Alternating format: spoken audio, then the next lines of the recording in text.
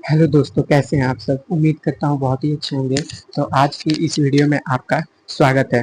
तो चलिए दोस्तों, आज का वीडियो हम स्टार्ट करते हैं। जैसा कि हमारा है क्लास 10th हिंदी चैप्टर 5। ठीक है, चैप्टर का क्या नाम है? तो नागरी लिपि है। ठीक है, तो दोस्तों आप लोग प्रैक्टिस करते रहिए। जैसा कि हमारा 4 चैप्टर जो है पूर्ण रूप से कंप्लीट हो गया है। उसका जो है एक भी ऑब्जेक्टिव आपको एक्स्ट्रा करने की कोई ज़रूरत नहीं है। उसी तरह मैं भी ये चैप्टर लेके आया हूँ, उसमें इसमें भी एक भी क्वेश्चन एक्स्ट्रा कोई भी करने की जरूरत नहीं है। सारा आपका जो है इसमें इंक्लूड है। एक भी क्वेश्चन आपको बाहर से नहीं आएगा। आप सिर्फ जो है प्रैक्टिस करते रहिए। ठीक है दोस्तों, आप पढ़ाई भले कहीं से भी करो, लेकिन आप एक बार आ करके प्रैक्टिस कर लेंगे ना दोस्तों, तो आपको आपका लेवल पता चल जाएगा कि आपसे कितनी क्वेश्चन अटेम्प्ट हो पा रही है, कितनी क्वेश्चन अटेम्प्ट नहीं हो पा रही है। बात समझ रहे हैं दोस्तों? क्योंकि कहा भी जाता है practice makes a man perfect. ठीक है दोस्तों, चलिए एक्स्ट्रा बातें नहीं करेंगे, वीडियो को स्टार्ट करते हैं। तो जैसा कि दोस्तों आप लोग देख सकते हैं, सबसे पहले क्वेश्चन क्या दिया है। सबसे पहले क्वेश्चन क्या दिया है? टकसाल शब्द का अर्थ है। ठीक है, तो टकसाल शब्द का अर्थ क्या होता है, ये 2024 में पूछा गया है। ठीक है, तो जहाँ दिन ढलता है, जहाँ सिक्के ढलते हैं, जहाँ भोजन बनता है, या जहाँ अपराधियों को रखा जाता है। तो इनमें से क्या होगा? तो जहाँ सिक्के ढलते हैं। ठीक है, यानी कि बी होगा हमारा। क्या होगा? बी होगा। टकसाल का मतलब क्या होता है? तो जहां सिक्के ढलते हैं। नेक्स्ट क्वेश्चन दिया है 2। तो दूसरा नंबर क्वेश्चन क्या दिया है? स्थापत्य की उत्तर भारत की एक विशेष शैली को क्या कहते हैं? तो क्या कहते हैं विशेष शैली को? उस विशेष शैली को हम क्या कहते हैं? तो उस विशेष शैली को हम नागर शैली कहते हैं। ठीक है, यानी कि बी नंबर। ठीक है दोस्तों, तो आप लोग को ये सब क्वेश्चन देखते जाना है, क्योंकि ये सब क्वेश्चन जो है इंपॉर्टेंट कैटेगरी में है। नेक्स्ट क्वेश्चन क्या दिया है, ये देख सकते हैं 2023 और 24 में पूछा गया है। तो क्वेश्चन क्या है? देवनागरी लिपि में कौन सी भाषा लिखी जाती है? तो देवनागरी लिपि में कौन सी भाषा लिखी जाती है? तो हिंदी भी लिखी जाती है। ठीक है, नेपाली व नेवारी लिखी जाती है, प्लस मराठी भी लिखी जाती है, यानी कि उपयुक्त सभी। ठीक है, क्या होगा? डी होगा। नेक्स्ट क्वेश्चन दिया है 4 नंबर। गुणाकर मूले ने अपनी किस पुस्तक में संसार का प्रायः सभी प्रमुख पुरालिपियों की विस्तृत जानकारी दिया है? तो किसमें उन्होंने टोटल विस्तृत जानकारी दी है हमें? तो अक्षर कथा में। किसमें? अक्षर कथा में, यानी कि ए नंबर। नेक्स्ट क्वेश्चन क्या दिया है 5 नंबर। तो 5 नंबर क्वेश्चन दिया है दोस्तों, किस शासक ने ऐसा सिक्का चलाया जिस पर नागरी लिपि में राम सिंह शब्द अंकित है? तो किस शासक ने चलाया था अपने समय में? तो बादशाह अकबर ने। ठीक है, किसने चलाया था? बादशाह अकबर ने, यानी कि बी नंबर। नेक्स्ट क्वेश्चन दिया है दोस्तों 6 नंबर क्वेश्चन क्या दिया है? कर्नाटक प्रदेश का श्रवण बेलगोल स्थान किसका प्रसिद्ध तीर्थ स्थल है? तो इनमें से जो है किसका फेमस है? ठीक है, तो क्या होगा हमारा? जैनों का। ठीक है, यानी जो जैन धर्म के लोग होते हैं उनका तीर्थ स्थल प्रसिद्ध है। नेक्स्ट क्वेश्चन दिया है 7 नंबर। तो चलिए दोस्तों, 7 नंबर क्वेश्चन क्या दिया है? नागरी लिपि शीर्षक पाठ कहाँ से लिया गया है? तो नागरी लिपि शीर्षक पाठ कहाँ से लिया गया है? तो आप लोग ऑप्शन पढ़िए, उसके बाद आंसर बताइए। तो कहाँ से लिया गया है? तो वो भारतीय लिपि की कहानियां से। ठीक है, भारतीय लिपियों की कहानी से लिया गया है। नेक्स्ट क्वेश्चन दिया है 8 नंबर। 8 नंबर क्वेश्चन क्या दिया है? मराठी, नेपाली और नेवारी भाषाओं की लिपि क्या है? तो क्या है इसमें से? अभी हम लोग ने दोस्तों पढ़ा भी था। ठीक है, पढ़ा भी था। नहीं, हम लोग ने तो दूसरा पढ़ा था, ये जो है क्वेश्चन दूसरा है। तो क्या होगा हमारा? बताइए। देखिए दोस्तों, आप लोग भटक गए ना, अभी हम लोगों ने इसको पढ़ा है। तो क्या है? देवनागरी। ठीक है, अभी देवनागरी में हम लोग ने पढ़ा था कि क्या क्या सब रहता है। तो मराठी, नेपाली, नेवारी, ये सब किस में रहता है? तो देवनागरी में। नेक्स्ट क्वेश्चन क्या दिया है 9 नंबर। 9 नंबर दिया है, परमार शासक भोज कहाँ के रहने वाले थे? तो कहाँ के रहने वाले थे? तो धारा नागरी के। कहाँ के रहने वाले थे? धारा नागरी के। नेक्स्ट क्वेश्चन दिया है 10 नंबर। तो 10 नंबर क्वेश्चन क्या दिया है? नागरी लिपि निबंध में लेखक है। तो नागरी लिपि निबंध में कौन लेखक है? तो गुणाकर मूले हैं। ठीक है, ये कहाँ के हैं? तो महाराष्ट्र के हैं। ठीक है, महाराष्ट्र में जो है आप लोग टाइटल देख सकते हैं, ऐसे ऐसे रहते हैं। शिंदे हो गए, या फिर बहुत से जो है ऐसे ऐसे टाइटल के लोग आपको कहाँ मिलेंगे? तो महाराष्ट्र में मिलेंगे। ठीक है, इसका क्या होगा, ए नंबर होगा। नेक्स्ट दिया है 11 नंबर, नागरी लिपि शीर्षक पाठ साहित्य की कौन सी विधा है? तो ये जो है कौन सी विधा है, तो ये निबंध है। ठीक है, यानी कि बी नंबर। नेक्स्ट दिया है 12 नंबर, 12 नंबर क्वेश्चन क्या दिया है, गुणाकर मूल्य द्वारा रचित निबंध कौन सी है? तो इनमें से गुणाकर मूल्य की कौन सी निबंध है, तो वो नागरी लिपि है। ठीक है, यानी कि सी नंबर। समझ में आ रहा है दोस्तों आप लोग को? एक बार कमेंट में जरूर बताइएगा। नेक्स्ट क्वेश्चन क्या दिया है, गुणाकर मूल्य का जन्म कब हुआ था? तो गुणाकर मूल्य जो है हमारे, इनका जन्म कब हुआ था? तो इनका जन्म 1935 में हुआ था। ठीक है, यानी कि ए नंबर। नेक्स्ट क्वेश्चन दिया है, नेक्स्ट क्वेश्चन क्या दिया है, नागरी लिपि का प्राचीनतम लेख किस देश से मिलते हैं? तो किस देश से मिलते हैं प्राचीनतम लेख इसके? तो दक्षिण प्रदेश। ठीक है, दक्षिण प्रदेश से मिलते हैं।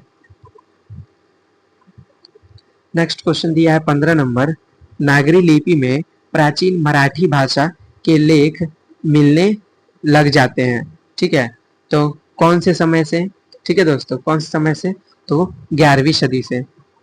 दोस्तों मुझे भी ना थोड़ा थोड़ा मराठी आता है। ठीक है, जैसे मैं आपसे पूछता हूँ आपका नाम, तो तुझा नाव काय आहे? ठीक है, तुझे नाव काय आहे? तो माझा नाव आदर्श तिवारी आहे आणि तुम्ही कुठे राहणार? ठीक है, मुझे थोड़ा मराठी आती है क्योंकि मैं मुंबई में भी पढ़ा हूँ। ठीक है, मैंने 7th स्टैंडर्ड तक वहीं पर पढ़ा है, तो मुझे थोड़ा बहुत इकड़िया बोलते हैं, यानी कि इधर आ। ठीक है, 16 नंबर क्वेश्चन दिया है, उत्तर भारत से नागरी लिपि के लेख कब से मिलने लगते हैं? तो कब से मिलने लगते हैं? हाँ, जो है वो 9वीं सदी से मिलने लगते हैं, यानी कि सी नंबर। नेक्स्ट क्वेश्चन दिया है 17 नंबर, हिंदी में आदि कवि हैं।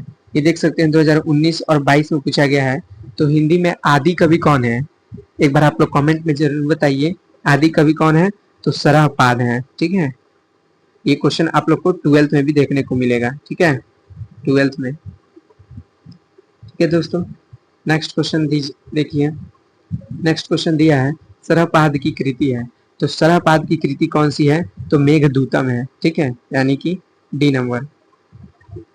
नेक्स्ट क्वेश्चन दिया है 19 नंबर, तो 19 नंबर हमारा क्वेश्चन क्या दिया है, लिपि में 12वीं सदी के केरल के शासकों के सिक्कों पर वीर केलस्य जैसे शब्द अंकित हैं। ठीक है, तो ऑप्शन देख सकते हो आप लोग, ऑप्शन क्या दिया है, ऑप्शन जो होगा हमारा वो डी होगा। ठीक है, यानी कि देवनागरी। ठीक है, डी। एक मिनट दोस्तों, इसका ऊपर वाले क्वेश्चन में कोई दिक्कत हो गया क्या? सॉरी, मैंने जो इसका मेघदूतम बताया, जबकि इसका मेघदूतम नहीं होगा। ठीक है, सरहपाद की कृति कौन सी है? तो वो दोहा कोश है। ठीक है, वो क्या है, दोहा कोश है। तो इसका क्या होगा आंसर, ये होगा। ठीक है दोस्तों, माफ कर दीजिए, मैं दिल से सॉरी बोलता हूँ इसके लिए। ठीक है, और जो है 19 का क्या होगा हमारा, 19 का देवनागरी होगा, यानी कि डी नंबर। नेक्स्ट क्वेश्चन दिया है 20 नंबर, तो चलिए देखते हैं 20 नंबर। 20 नंबर क्वेश्चन क्या दिया है, विजयनगर के शासकों के लेख किस लिपि में है? तो नंदी नागरी लिपि में है। ठीक है, किस में है, नंदी नागरी, यानी कि डी नंबर। नेक्स्ट क्वेश्चन दिया है 21 नंबर, बेतमा दान पत्र किस समय का है? तो बेतमा दान पत्र किस समय का है? वो तो 1020 ईस्वी का है। ठीक है, यानी कि ए नंबर।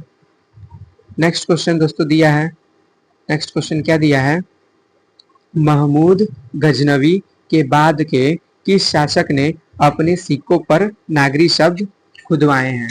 तो किसने खुदवाए हैं? तो जो है उपयुक्त सभी, इनमें से सभी लोग ने, मोहम्मद गौरी ने भी, अलाउद्दीन खिलजी ने भी, और शेरशाह सूरी ने भी। ठीक है, नेक्स्ट क्वेश्चन दिया है 23 नंबर। 23 नंबर क्वेश्चन क्या दिया है, उत्तर भारत में पहले पहल किस राजाओं के लेखों में नागरी लिपि देखने को मिलती है? तो किनके इसमें नागरी लिपि देखने को मिलती है?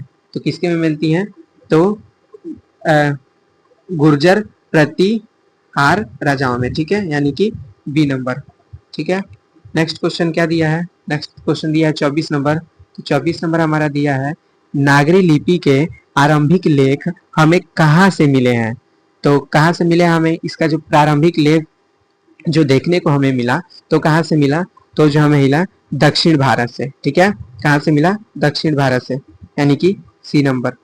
नेक्स्ट क्वेश्चन दिया है 25 नंबर, ठीक है दोस्तों। तो 25 नंबर क्वेश्चन क्या दिया है? धारानगरी धारानगरी का कौन शासक अपने विधानुरागी के लिए इतिहास में प्रसिद्ध है? तो कौन प्रसिद्ध है? कौन प्रसिद्ध है? तो परमार शासक भोज, ठीक है। कौन प्रसिद्ध है? परमार शासक भोज, ये प्रसिद्ध है। नेक्स्ट क्वेश्चन दिया है 26 नंबर, चंद्रगुप्त विक्रमादित्य का व्यक्तित्व नाम क्या था? तो इनका व्यक्तित्व वाला नाम क्या था? तो उनका जो था देव नाम था, ठीक है। क्या याद रखना है आपको। नेक्स्ट क्वेश्चन दिया है 27 नंबर। 27 नंबर क्या दिया है? हिंदी भाषा की लिपि क्या है? हिंदी भाषा की लिपि क्या है? ये भी आप लोग को याद रखना है, देवनागरी लिपि, ठीक है। ये आपसे क्वेश्चन पूछा जाएगा, ठीक है, इंपॉर्टेंट है ये। नेक्स्ट क्वेश्चन दिया है 28 नंबर, दोहा कोश किसकी रचना है? तो दोहा कोश किसकी रचना है? ये मैंने अभी आगे बताया था किसकी है, तो शरहपाद की, ठीक है, ए नंबर। नेक्स्ट क्वेश्चन दिया है रामायण किस रचना रामायण की रचना किस भाषा में है? तो रामायण की रचना किस भाषा में है? तो संस्कृत में है। किस में है? संस्कृत में, यानी कि ए नंबर। नेक्स्ट क्वेश्चन दिया है 30 नंबर, तमिल, मलयालम, तेलुगु, कन्नड़ भाषाएं हैं। तो आप सब ये जानते ही होंगे कि कहाँ की भाषाएं हैं, तो ये हमारे दक्षिण भारत यानी साउथ की भाषा है, ठीक है, साउथ इंडियंस की भाषा है। नेक्स्ट दिया है पहली बार देवनागरी लिपि के टाइप बने, टाइप कब बने, ठीक है।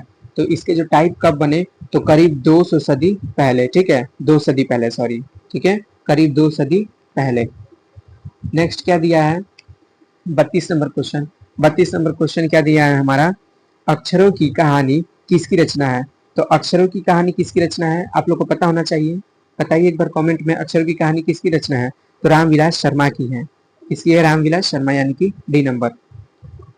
नेक्स्ट क्वेश्चन दिया है 33 नंबर, नागरी लिपि निबंध गुणाकर मूले की किस पुस्तक से लिया जाता है? तो इनकी ये जो है नागरी लिपि निबंध किस पुस्तक से लिया जाता है? तो वो जो है भारतीय लिपियों की कहानी, ठीक है, यानी कि सी नंबर, ठीक है दोस्तों। नेक्स्ट क्वेश्चन दिया है 34 नंबर। 34 नंबर क्वेश्चन क्या दिया है? 9वीं सदी में सुदूर दक्षिण से प्राप्त वरगुण का पलियम ताम्रपत्र किस लिपि में है? तो किस लिपि में है एक बार आप लोग कमेंट में बताइएगा। तो वो जो है नागरी लिपि में है, ठीक है, यानी कि ए नंबर। नेक्स्ट क्वेश्चन दिया है 35 नंबर। 35 नंबर क्या दिया है? सूर्य नामक पुस्तक किसकी रचना है? ये जो है आप लोग को इंपॉर्टेंट है, याद रखना है, ये VVI है, ठीक है। तो सूर्य नामक पुस्तक किसकी रचना है? तो एक बार आप लोग कमेंट में जरूर बताइए। ये जो है गुणाकर मूले की है, यानी कि सी नंबर। नेक्स्ट क्वेश्चन दिया है 36 नंबर, नेवारी भाषाएं किस लिपि में लिखी जाती हैं? तो नेवारी भाषा किस लिपि में लिखी जाती हैं? हाँ दोस्तों, तो ये जो है वो देवनागरी में ही लिखी जाती है, ठीक है, यानी कि ए नंबर। नेक्स्ट दिया है 37 नंबर क्वेश्चन हमारा, भारतीय लिपियों की कहानी पुस्तक के रचयिता कौन है? तो भारतीय लिपियों कहानी की पुस्तक की रचयिता कौन है? तो वो कौन है? तो गुणाकर मूले हैं, ठीक है, यानी कि डी नंबर। ये भी क्वेश्चन आप लोग को इंपॉर्टेंट है, तो दोस्तों याद रखना है। नेक्स्ट क्वेश्चन दिया है 38 नंबर, हिंदी तथा इसकी विविध बोलियां किस लिपि में लिखी जाती हैं? ये 2021 और 22 में लगातार पूछा गया है। तो किस में बोली जाती हैं, ठीक है, किस लिपि में बोली जाती हैं? तो किस लिपि में बोली जाती है? तो वो देवनागरी में ही बोली जाती है, ठीक है दोस्तों। नेक्स्ट क्वेश्चन दिया है 39 नंबर, हस्तलिपि किसे कहते हैं? तो आप लोग को अच्छे से पता होना चाहिए कि हस्तलिपि किसे कहते हैं। तो हाथ की लिखावट को, ठीक है, यानी कि डी नंबर।